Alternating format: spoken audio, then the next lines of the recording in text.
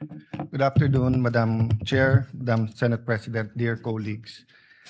Let me start with a biblical principle. Kung anong ating itatanim, yan ang ating aanihin.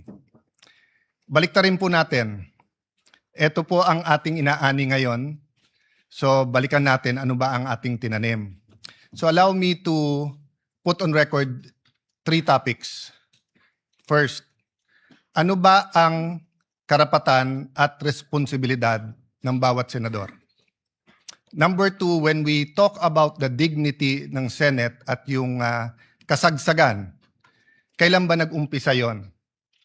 And pangatlo, na tingin kong pinaka-importante, ano ba priorities natin and how do we move forward? So, dun muna tayo sa ano ba ang karapatan at responsibilidad ng bawat senador. Gusto ko pong sabihin sa sarili ko at sa bawat membro ng Senado na hawak mo yung beat. Mga senador, hawak natin ang beat. Ano po ibig sabihin? Hawak natin ang mic, lalo sa mga panahon na to. Kahit sino po sa atin ang magsalita ay news sa panahon na ito. So kung pipiliin natin ay pag-usapan ay edukasyon, katulad ng sinabi ni Senator Bam sa kanyang vlog, yun po ay mapupunta sa record. Kung pag-uusapan natin agriculture, agricultural smuggling, problema sa taniman ngayon, problema sa fertilizer, pag pinag-usapan po natin yung 7% inflation, pag-usapan natin ilan araw pa ba meron tayong gasolina. At yung po ba ay katulad nung the last 60 days na dagdag ng dagdag o panipis na po ba ang supply worldwide? Pag pinag-usapan natin, fiscal space po natin at dolyar sa peso, hawak po natin ang beat eh. Tayo po ang pwedeng magdikta kung anong pag-uusapan. Pero tignan po natin yung interview since May 11. Dalawa lang naman eh. Paano palitan muli si Alan Cayetano? At pangalawa, bakit bumaksak ang dignidad ng ating Senado? Okay. I'm talking in general ha. Pa-isa-isa po, may nagsasalita tungkol sa inflation. Kanina lang po, si Senator Raffy Tulfo ay sinabi nga niya na dapat yung mga importante sa ating bayan. Pero ito pong Thursday, Friday, Saturday, Sunday, ang pinag-uusapan po yung 13-11. Pinag-uusapan fireworks. Pinag-uusapan papalitan. I'm at your service and I am at your disposal. Show me 13 hands or 13 signatures. I will even administer your oath if you want to. Ano po ang nasabi po last week? Bumaksak daw po ang Senado. And alam niyo po, kasundo ko si Senator Win. I wasn't joking. I was making him smile, but I would vote for him. Pero sabi niya kanina, ibalik ang dignidad ng Senado. Okay, I'll take it with good faith. Ang problema, Senator Win, yan ang narrative ng minority eh. Na simula nung Mayo 11, bumaksak. Sinabi ni Senator Ping, may I allow and correct me Senator Ping kung mali. Sabi niyo yung biruan ngayon, mas mabango pa yung House kaso sa Senate at usually kasi mas mataas ang Senate. I will take exception to that. Why? Because the Pulse Asia, if I'm not mistaken, in December 2019, when I was Speaker and Senator Soto was Senate President, the Senate was 66% and the House was 66%. When I was Speaker, pareho lang po ang trust rating, ang performance rating ng House at saka ng Senado. Bumaksak po ang Senado nung nagsimula po yung flood control. Dahil po, ilan ang binanggit sa minority. Pero ilang beses po sinasabi ng minority, bakit ganon?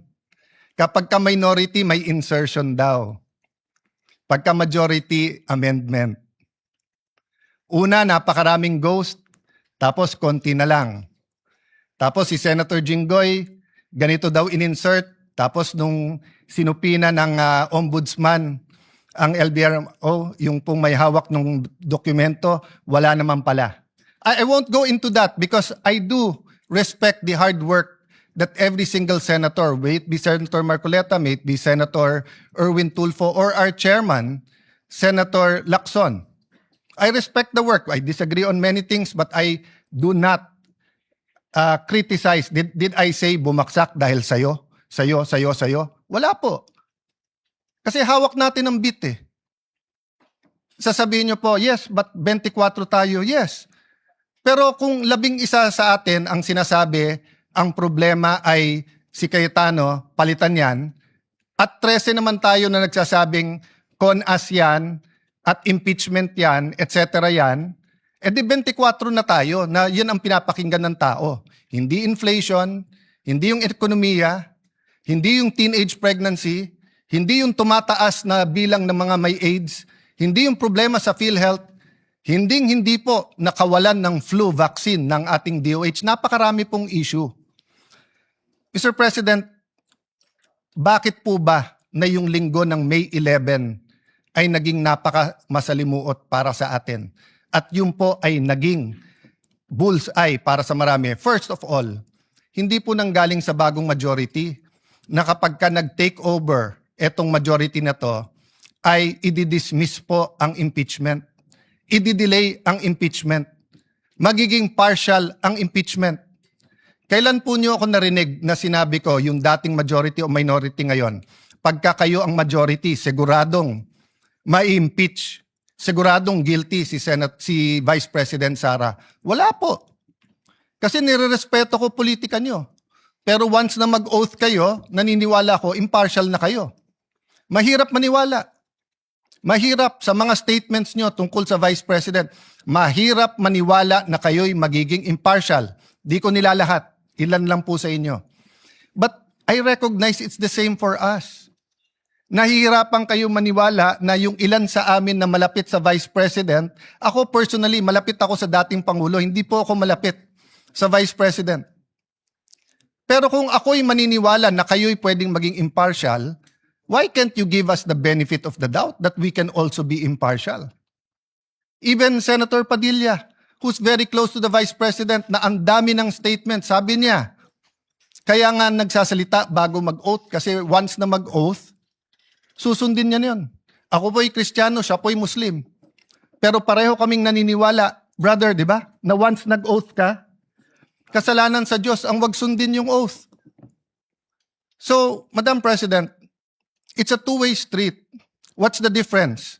The difference is the minority keeps speaking outside the session hall na hindi natin basta't masagot. Senator Amy is speaking in the session hall na lahat sila ay pwedeng tumayo. Number 2, outside the session hall, walang out of order. Dito po meron. I'll go to that later kasi meron naman po tayong rules at may way forward tayo.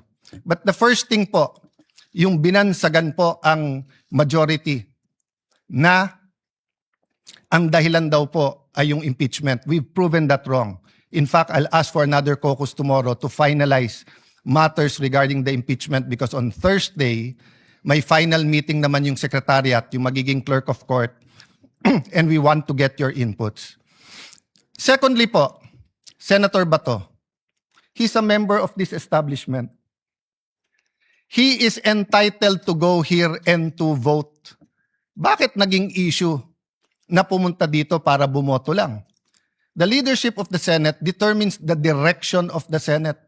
The Senate is the last line of defense when it comes to democratic issues or issues that affect our democracy. That's been the history of the Senate, pre-martial law and after martial law. Kaya ngayon ang hinala, bakit inabolish ng martial law? Because the independence of the Senate is very important. Yung po ang ginamit sa akin ni Senator Coco then Senator Tito Soto, who I respect. During Duterte's time, sabi nila, we have to have an independent Senate. Wag si Alan kasi masyadong malapit. Well, I'm the first one now of 4 SPs since 2022 na hindi ko makiklaim na malapit sa presidente. Have any one of you given us the benefit of the doubt that we will have an independent Senate? Hindi ko na narinig yun eh. Panay sinong malapit sa Malacanang. O yan, Walang gagawin niya kundi lalabanan ng Malacanang. Eto ganyan. Yan ang usap-usapan. That's the not so secret. Why can't we bind together, minority, majority, and be an independent Senate? Not to confront the executive, to collaborate, but also as checks and balances.